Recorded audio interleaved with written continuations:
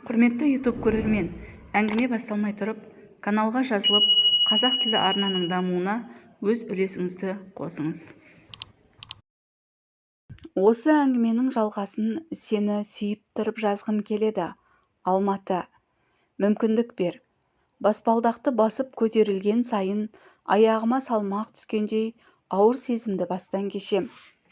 Дәл осы иістің дәмі бар секілді. Тілге салсам кермек дәм шығатындай. Мұрнымды басып, болмаса тыныстамай өтуге тырысам. Дәл осы иісті иіскеп келе жатқаныма 1 жыл болыпты. Көз алдымда көздері мөлтілдеген бойжеткендер, баласын құшақтап әуре сарсаңға түсіп жүрген аналар, жаулығын қайта-қайта басына орап әлек боп жатқан әжелер. Жанардың ішінде қарашық артынан тығылып тұрған үмітті көрген сайын өмір сүргім келеді.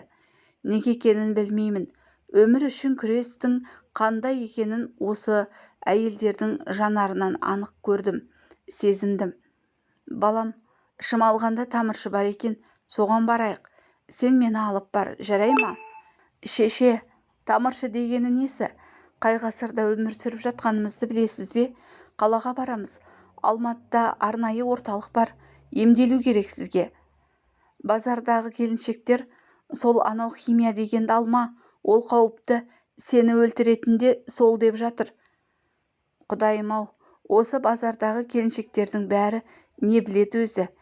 Неге соларды тыңдауға құмарсыз? Менің ақылымды тыңдасаңыз болды, ертең жолға шығамыз. Қанша тартыстық, қанша айттық, ақыры анамыз жеңді. Медицинаға сенбей, айдалада қолдың тамырын ұстап, диагнозын айтатын тамыршы ағамыздың үйін бетке алып шығып кеттік. Есіктен кірген бетте жасы 50-ден асқан, жүзі солғын, ақшыл келген егде адам қарсы алды. Ассалаумағалейкум. Уағалейкум ассалам. Алыстан іздеп келіп отырмыз. Анам сырқаттанып қалып еді, дәрігерге емес, сізге келемін деген соң ертіп келдім. Түсіндім. Жоғары көтерілейік. Баспалдақты басып отырып, 2-ші қабаттағы жеке кабинетке кірдік. Әр жерде шөптер, шыланған банкілер тұр. Медициналық жабдықтары да бар. Тамыршы мені есік жақтағы орындықта отыра тұруымды сұрап, анамның оң қолын дәл білезік тұсын айналдырып, күре тамырын ұстап, 1 минут отырды. Кеудең ауыра ма? Шағып ауырады. Асқазан ше? Бұрыннан бар. Жауырын тұста ауырады ғой. Иә, түнімен ұйықтатпайды. Қанша уақыт болды? Анам тамыршыға маған бір қарап, бір нәрсені жасырып қалғысы келгендей жәутеңдей қарады. Оған ендігі жасыратын ештеңе қалмағанды. 2 жылдан асып кетті.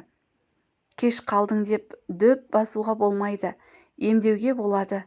Дәрілер берем. Арасын созбай кешіктірмей ішіп тұру керек. Басымды төмен изей беріппін. Ақыры тамыршының айтқан болжамына сеніп, 1 жылда аурудың беті бері қарайтындай қылдық. Анам үйге кетті. Мен Алматыда қалдым. Арада көзді ашып жұмғанша 3 айға жуық уақыт өте шықты. Әр апта сайын тамыршының есігін қағып, дәрі тасумен сынаптай сырғып түскен сағат тілдеріне есеп жоқ. Осы уақыт ішінде анамыздың жағдайын білу үшін үйге 2 рет қана барсам керек. Сырттан қараған адам үшін қатыгез жат бауыр секілді болармын. Шындық солай. Алайда әр адамның басында бізге беймәлім құпия болып, томаға тұйық жататын сыр болады. Ол мұңға бастай ма, әлде жұмбақ бір әлемге тартып әкете ме, оны тек сол тағдырдың иесі біледі. Қалғаны тек болжам мен тон пішу ғана. Қу тірлік пен қаланың бітпейтін шаруасын сырып, ақыры бір күні үйге баратын сәтте туды. Бірнеше сағат өтті де кетті. Ауылға кіре бергенде сол баяғы күйбең тіршіліктеп тыныстап жатқан адамдардың қарасы көрінеді. Қызыл да жасыл жарқыраған жарықтар жоқ. Керісінше түнекке үмітсіз бір майданға бастайтын жүздерді көремін. Бәрінің амалы тек жақсы өмір сүрсек, қалада оқып жатқан бала мен немеренің көңілін табу. Қатарынан қалдырмаудың қамы ғана.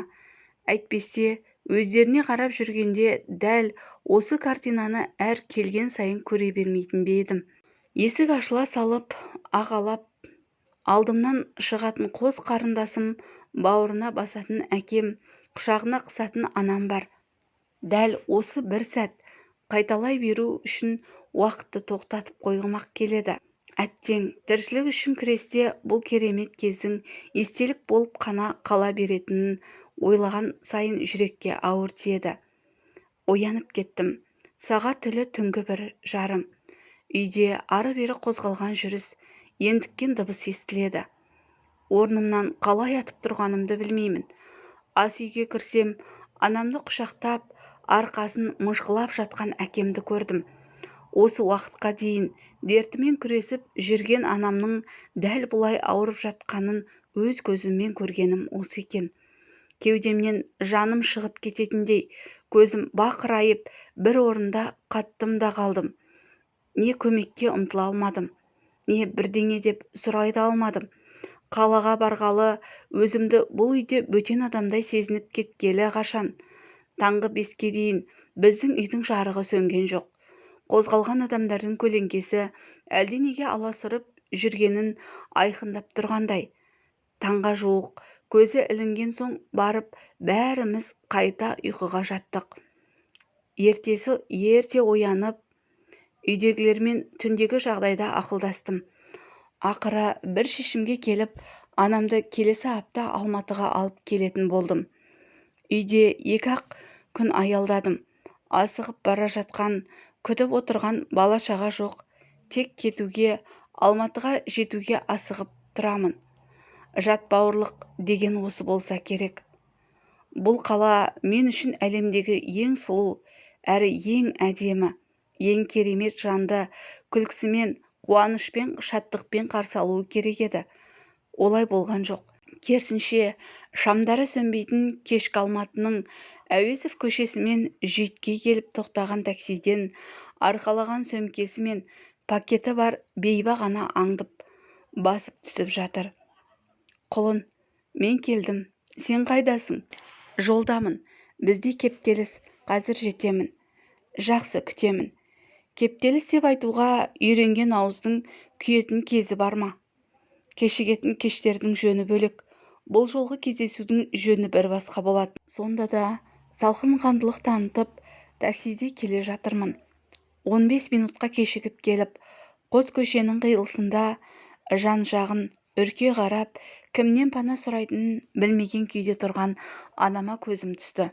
Бала күнімізде біз үшін қорған, алынбайтын қамал секілді көрінетін анамның бала секілді алаңдап, қорғаушысын күтіп тұрған адамдай өзін өзі әрең ұстап тұрған алыстан көріп тұрмын. Лезде жолдың ар жақ бетіне өтіп, бетінен сүйіп сөмкелерін алдым да үйге қарай беттедім. Жолай әңгіме айттық. Қалаға кіргеннен бастап басым ауырып кетті. Қайта-қайта тоқтап жүріп жатқан көліктерден бас айналады. Біз соған үйреніп қалдық. Бізге бұл қалыпты жағдай. Адамдар бір жаққа асығатын секілді ғой. Иә, мұнда тіршілік тоқтамайды. Бәрі сол күнкөріс қамын жасап жүр. Шаршадың-ау, жұмысың қалай? Шүкір, орнымен жүріп жатыр. Алаңдамаңыз, үйдегілер қалай? Бәрі жақсы. Қарындасың сені қашан келеді деп сұрай береді. Осы сөзді жиі естимін. Тек мән беріп, көңілімді салған емеспін. Бала ғой, олар не білсін деген оймен кейінге сырып тастайтынмын. Келеді деп қуантып қойыңыз. Білесіз ғой, бізде жұмыс, таңнан кешке дейін уақыт жоқ. Әрең босаймыз. Жарайды. Мен осында ағаңның үйінде боламын. Сен не істейсің? Мен үйге барайын. Жұмыстарым бар. Реттеп алған соң таңертең ерте келем. Ертең ерте тұрып тексеруден өтуге барамыз. Анам ағамның үйінде қалып, мен өзім жалдап тұрып жатқан Алматыдағы пәтеріме такси ұстадым. Мектептен бастап университет қабырғасында да жүрген кезде осы бір онкологиялық институт дегенге көзім жиі түсіп жүретін. Іштей қандай ғимарат, мұнда адамдар не істейді, не тексереді екен деп қана топшылап жанынан өте шығатынмын. Державю дейтін ұғым бар еді. дәл сол алдымнан шыққандай сезімде бүгін дәл осы институттың есігін аштым. Ішке кіре салған кезде алғаш мұрныма келген иістен денем түршігіп кетті. Ауруханаға барған кезде мүңкіп тұратын дәрі мен уколдың иісін жақсы білемін. Тек бұл иістің әсері мүлде басқа. Бірінші қабаттағы дәлізде кезекте тұрмын. Кіріп шығып жатқан адамдардың қарасы өте көп. Сағат тілі таңғы 8:30 кезі. Науқастардың дені әйелдер. Бойжеткен қыздарды да көрдім. Анамды ішке кіргізіп жіберген соң шеттегі орындықта отырмын. Дәл қасымда жасы 60-қа жақындап қалған әже мен басына ақ орамал тартқан қыз отыр. Қыздың жасы ары кетсе 25-те болар. Тіпті одан да жас көрінеді. Ішіме қорғасынның салмағындай ой мен сұрақтар түсті. Бұл қыз не істеп жүр? Өзгенің әңгімесін тыңдап қойған құлақта жазық жоқ шығар. Тыңдап отырып ішім езіліп кетті. Әже деп отырған адам осы орамал таққан қыздың енесі. Анығы ендігі келіншек. Баласымен отау құрғандарына енді 2 жыл толады. Тұңғышын дүниеге әкелген соң жас келін ауыра бастаған. Шымкенттің шалғай ауылынан келген әжемнің айтуынша баласы келінді ертіп ауылдағы бақсы-балгерлердің бәріне барған. Емделеді, жазылып кетеді деген сөзге сеніп арада 1 жылды өткізген. Алматыға келуге, емделуге ақша жетпейді дегенді сылтау қылған баласы қалаға барып келіп жұмыс жасайтын болып шықты. Қазірдің өзінде әйелімен бірге келе алмаған күйеуі жұмыста. Қол босамайдымыз. Ал әжемнің келініне қойып отырған диагноздан адам шошиды. 1 жылға кеш келген. Жас келіннің дерті 4-ші кезеңнің ең қауіпті түріне өтіп кеткен. Осы әңгімені сырттай тыңдап отырып, шешемді ойладым. Қандай диагноз қояды екен?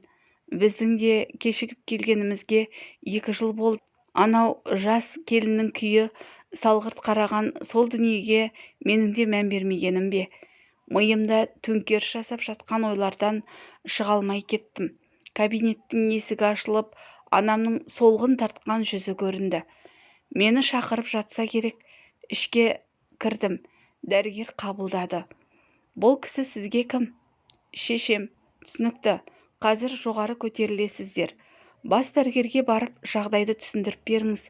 Содан кейін барып орын алу жағын қарастырамыз. Есіктен не түнеріп шығарымды, не көңілді шығарымды білген жоқпын. Ешқандай ойдың жетегінде кетпей күлімдеп шықтым. Анама қарап, бәрі жақсы деген білдірдім. Жоғары көтеріліп келеміз. Баспалдақтар артта қалып, үстіге шыққан сайын бағанағы жағымсыз иіс мұрным арқылы басыма шапты. Көзім қарауытып, өзімді жайсыз сезіне бастадым. Анамды жетектеп бас дәрігерге келдім. Тыңдап тұрмын. Бізді сізге жіберді. Мынау қағаздары. Хорошо. Бас дәрігер қағаздарды қарап шықты да, жанында тұрған қағаздардың бірі алып қамен бірдеңелерді белгілей бастады. Мына жерде анализ тапсыру керек. Мен белгілеп қойғанның бәрінен өтесіздер. Ну, пока. Жазылған тізімдегі сөздердің бірінде түсінген жоқпын. Тек бәрінен өтіп шығу керегін білем. Сыртқа шығып, дәрігер көрсеткен мекен-жайға бардық. Не керек? Күні бойына көрсеткен тізімдегі барлық нұсқаулықты орындап, ертесі таңертең ерте қайта келдік. Ну что такое? Я же сказал, бәрінен өтуге. Уақытымды алмаңдаршы. Ештеңе түсінбей қалдым. Замның келгені өтірік емес. Алайда анамның өмірі осылардың қолында екенін енді түсіндім. Сондықтан бірдеңе деуге асықпадым. Қалып кеткен анализдерден өту үшін тағы кешегі жерге бардық. Тағы тексеруден өттік. Қаланы жақтырмағаннан емес, үйден алыс шығып көрмеген анамның үйін, қыздарын, күйеуін сағына бастағанын айтпаса да сезіп жүрмін. Дәл осы бір жапырақ қағазды көтеріп, Алматыда 1 апта уақытты кетірдік. Ақыры барлық тексеруден өткен соң бас дәрігер бір рет болсын күлімдеп қарсы алып бізге қарайтын дәрігерді белгілеп берді. Сәлеметсіздер ме? Сәлеметсіз бе? Анаңыз осында қалады. Ертеңнен бастап 6 кезеңнен тұратын химияны қабылдайды. Кешігіп келгенсіздер. Дегенмен біз қолдан келгеннің бәрін жасаймыз. Түсіндім. Химияны көтере алар ма екен? Шыдау керек. Басқа жолын көріп тұрған жоқпыз. Операция жасатуға болмай ма? Сіздер қызықсыздар. Осылай адамдар келеді, еще операция сұрайды. Айналайын-ау, сен мамаңның тісін жұлдыруға келген жоқсың ғой. Ракпен күресуге келдің. Оның өзінде анаңның жағдайы мәз емес. 3-ші кезең, ең қауіпті түрлерінің бірі. Рак деген сөзді оп-оңай айта салды. Түсінесіз бе? Ол сезінген де жоқ. Ол жай ғана ол дерттің қандай екенін бетіме баса салды. Мендегі амал тек осы сөзді, осы жауапты көтеру ғана еді. Ендігі дәрігердің сөзін көтермеу не боқтап жатса да қарсы келуден пайда бар ма? Қалада жүрсем де оқыдым, білдім ғой дегеннің өзінде химия терапия дегеннің қандай болатынын енді көрдім. Адамның өмірін неге күл-талқан қылып жіберетінін де сездім.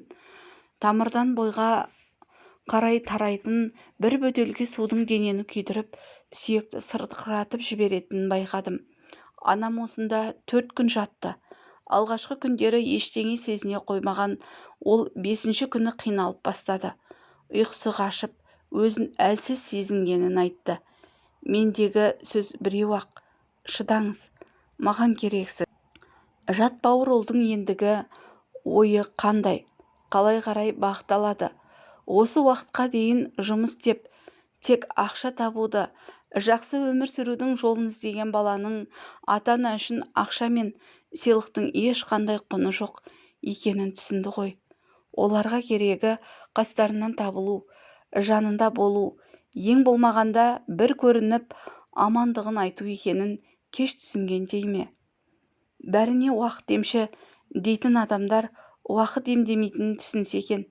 Бұл жарқыраған әлемде, шамдары сөнбейтін қалада бәрі жақсы болғанымен сүйіспеншілік пен махаббаттан ада қалған пенденің ұзаққа бармайтын белгілі болды. Біз тас қала, суық қала деп өзімізді жұбатуға ұмтыламыз. Біз тек ауылдағы өмірдің тыныш һәм жанға жайлы екенін еске аламыз. Шындығында екеуінің ортасында күретамыр болып тұрған сүйіспеншілікті, оған махаббат қаны керек екенін ұмытып кетеміз. Біз жай ғана оны ұмытып кетеміз. Арада 1 ай өте шықты. Шешем кезекті 2-ші химиясына келді. Күтіп алуға бүгін ерте келдім. Көліктен түскен анам бұл жолы басына жаулық тартып келіпті. Ештеңе байқаған да жоқпын. Үйге келіп, сөмкелерін қойғаннан кейін мен жұмысқа кеттім. Ол кісі қалды. Арамызда диалог та болған жоқ. Баласының жұмыс істеп кеткенін түсінді. Ал мен сол жұмысты өзім үшін емес, анамның еміне кететін ақшаны табу үшін жасап жүргенімді кім сезеді, кім түсінеді? Кереғар 2 ой: ақтап алу, жұбату ғана. Үйге келдім. Анам жуынып жатыр екен. Көзім шет жақта үстелдің үстінде жатқан кешегі тағып келген орамалға түсті. Жуынатын бөлмеден шығып, кіріп келген анамды көріп тұрып қалдым. Жып-жылтыр басты көрген кезде мен бұл суретті, мен бұл әсерді тек кинодан көретінмін. Тек естіп жататынмын. Тек менің өмірімде қайталанады дегенді елестетіп көрген емеспін. Анамның ұялғанын көзінен көрдім. Лезде барып, орамалды басына тағып жатып, жылап жіберді. Не дейді? Не деп ақталу керек еді? Кімге шағым айтады? Тағдырға ма, әлде маған ба? Сен көрмей-ақ қойсаң деп едім. Шеше қойшы, сізге керегі қазір шаш емес, денсаулық. Емделіп шығасыз, бәрі қалпына келеді, бәрі жақсы болады. Басқа не деуім керек еді? Жат бауыр ұлдың одан артық бірдеңе дейтіндей құқы бар ма еді? Шашының қалай түскенін көрмедім, алғашқы сезімін сезінген жоқпын. Әйел үшін шашынан айырылып қалудың қандай қасірет екенін еркек басыммен қалай түсінейін. Үнсіздік. Есіктен шығып онкологияны бетке алдық. Дәл осылай 6 кезеңді аяқтадық. Химия бітіп, мен де анамда бір жеңілдеп қалғандай болдық. Алайда дәрігерлер соңғы шешімді басқаша шығарды. Әлі де 2 кезең керек, және бұл жолы ауыр болатынын ескертті. Салымыз суға кеткен адамдай үйге қайттық. Анамды ауылға таксиге отырғызып жібердім. Жол бойы Алматының көшесін кезіп келем. Не істеп жүрмін? Жалпы бұл қаланың маған көрсететін қуанышы қайда? О баста осы бір қаланы аңсап, арман қуып келген едік қой. Арман қайда? Мен қайдамын? Арада 1 апта уақыт өтті. Телефон шыр ете түсті. Таңғы сағат 7 кезі. Әкем екен. Жүрегім зәр түбіне жетті. Алсам бекен, алмасам бекен. Таңда хабарласып тұрғандар несі? Не айтуым мүмкін? Деп ойланып отырып, жасыл батырманы басып жібергенімді байқамай қалдым. Қалайсыздар? Шүкір, анаң химияға бармаймын деп отыр. Не істейміз? Мен не істей аламын? Көндіріңіз. Бәріміз көңілін табайық. Басқа амал бар ма еді? Сен ғой қалада жүріп, ештеңе көріп жатқан жоқсың. Анаң күн сайын нашарлап барады. Тіпті жүруден де қалды. Көтере алмай ма деп қорқамын. Қайтемін енді?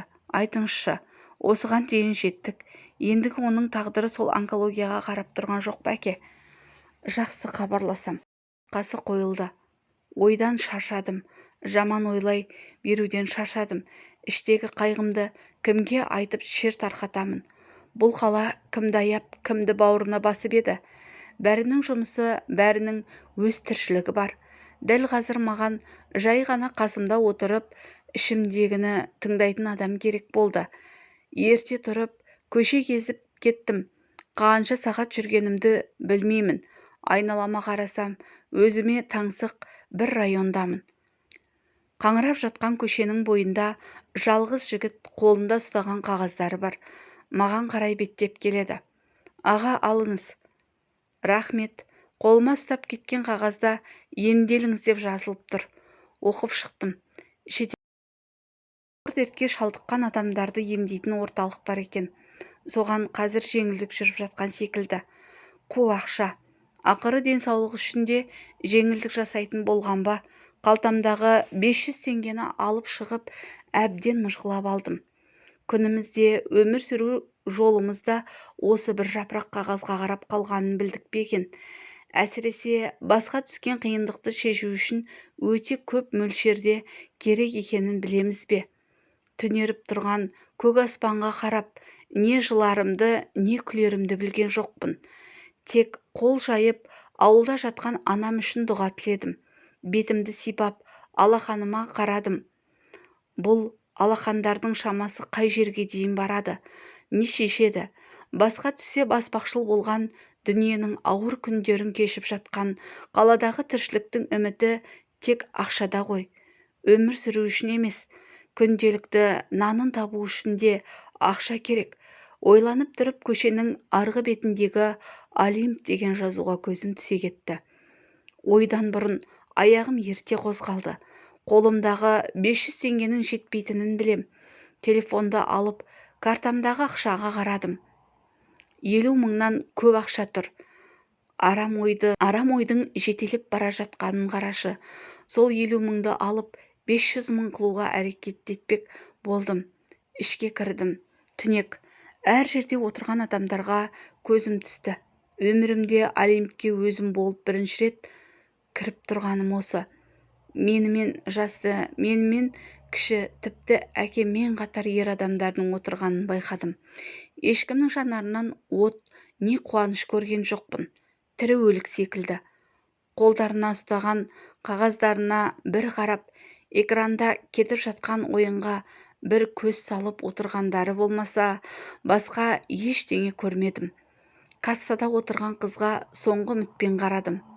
Сырттай сыр бермесе де іштей сол қызға осы менің соңғы үмітім, соңғы 50.000 теңгем екенін айтып, анамды құтқарып қалу үшін жеңіс тілеші дегім келіп тұр. Ал сағызын соза шайнап маған бір үңілген қыздың жанарынан тек ақшаның табын көрдім. Саналы түрде ешқандай шешім жасап жатқан жоқпын. Картамды алып шығып едім. Бізде терминал жоқ. Ақшаны шығарып келіңіз. Дәл қасымызда банкомат бар деді. Құдай-ау, қандай жақсы адам еді. Әдетте көше бойында сұраққа жауап алмақ түгілі тоқтап назар салмайтын қыздың тәтті сөздері картамда тұрған 50.000-ді қалай алудың қамын жасап жатыр ғой. Иә, дәл осының бәрін сезіп біліп тұрмын. Бірақ аяғым енді мені далаға сүйреп шығарды. Банкоматтың жанына келдім. Алдымда өзімен жасты жігіттің ақша шығарып жатқанын көрдім. Құлағында телефон. Иә, мам. Ақшаны қазір шығарып жатырмын. Апарып төлеймін. Алаңдамаңыз. Осыны жапсам, оқуымды ары қарай жалғастыра беремін. Болды. Телефонды қойдым. Менің көңілім енді сол жігітке ауды. Банкоматтан қып-қызыл 5.000 теңгеліктің бір алақан толатындай ақша алып шықты. Жартысын төс қалтасына, жартысын шалбардың оң жақ қалтасына салды да маған бір қарап үркіп кетті. Жанымнан өтіп, мен қазір ғана шыққан Олимпке кірді. Мен де тездетіп, картамдағы ақшаны шығардым да соның артынан ішке кірдім. Көз алдымда анасына оқу ақшасын төлейтінін айтқан жігіт жаңағы қалтаға салған ақшаны алып кассаға келді. Мен оның көлеңкесі секілді аңдып тұрмын. Бәс тігілді, қолына қағазын алды да анау жерге барып отырды. Мен соның қасында тұрған орындыққа жайғастым. Не үшін отырмын, не іздеп келдім өзім де білмеймін. Қасында 1 сағаттай отырдым. Осы 1 сағат ішінде мен жігіттің 7 атасынан боқтап, бәрін қарғап жатқанында, бір жылап, бір күліп отырғанын да көрдім. Тіпті телефонына келген хабарламаға да жауап берген жоқ. Екі көзі қолындағы қағазда және экранда жүріп жатқан бәсте. Кенет орнынан атып тұрып, кассаға барып, енді қалған төс қалтасындағы ақшаны тікті. Мен әлі бақылап отырмын. Қайтып жаңағы орынға отырды. Кассадағы қыздың жүзі енді күлімдей бастады. Көз алдымда шағын кино жүріп жатыр. Мен әлі бұл киноға актер ретінде кірген жоқпын. Тек көрермен ретінде қарап отырмын. Тағы жарты сағат отырдым. Жігіт орнынан тұрып, қағазды қоқысқа тастады да шешесін бір боқтап есіктен шығып кетті. Арасы 1,5 сағат ішінде жігіт кем дегенде 500.000 теңгені қағазбен бірге қоқысқа тастай салды. Мен қолымдағы 50.000 теңгеге бір, есіктен шыққан жігітке бір, қоқысқа, одан кейін кассадағы мені тағатсыздана күтіп тұрған қызға бір қарап әлі отырмын. Ұйқымнан оянған адамдай лезде есімді жиып алдым. Далаға атып шығып Олимп деген жерден 1000 шақырым алысқа кетіп қалуға тырыстым. Адам барлық мәселені тез шешуге тырысады. Оған дейінгі қателікті өзі жасайды. Бірақ зардабын көрген кезде жеңіл жолмен ләззат алғысы келеді. Ал өмір оған көнеді дейсіз бе? Кеше ғана ауылда ата-анасының қасында бәс тігу түгілі мұрнының боғын әрең сүртіп жүрген дәл жаңағы жігіттей тепсе темір үзетіндер қалада осы бір жеңіл әлемнің әлегіне түскелі қашан. Санамдағы сілкініспен жүгіріп үйге келдім. Анама хабарласып жағдайын сұрадым. Арада 2 ай өте шықты.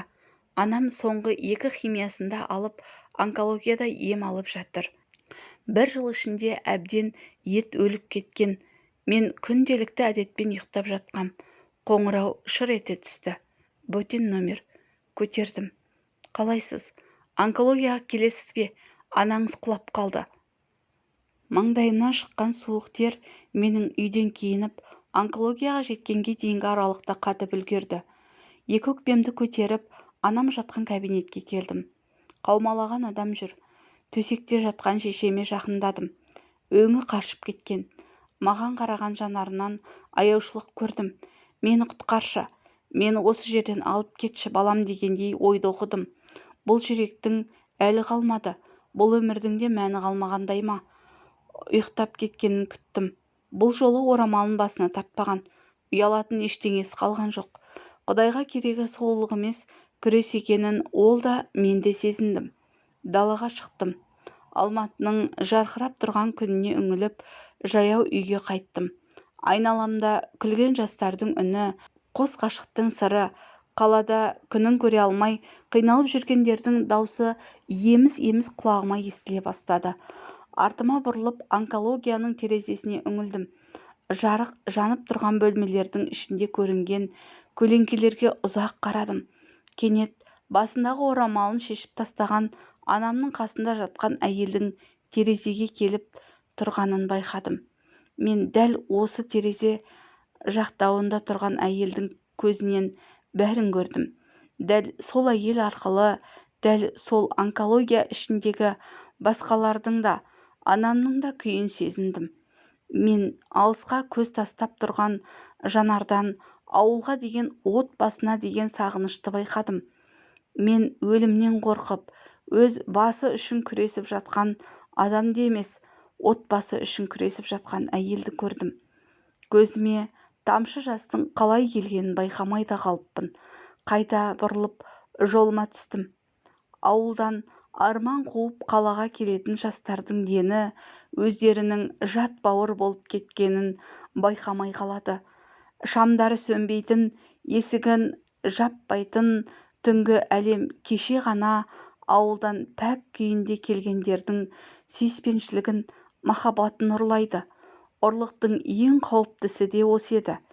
Ең алғаш қалаға бет алған кезде көліктің терезе жағында отырып алысқа көз тастаған баланың арманы да, мақсаты да асфальт үстінде жатқан әлемге жұтылып кете береді.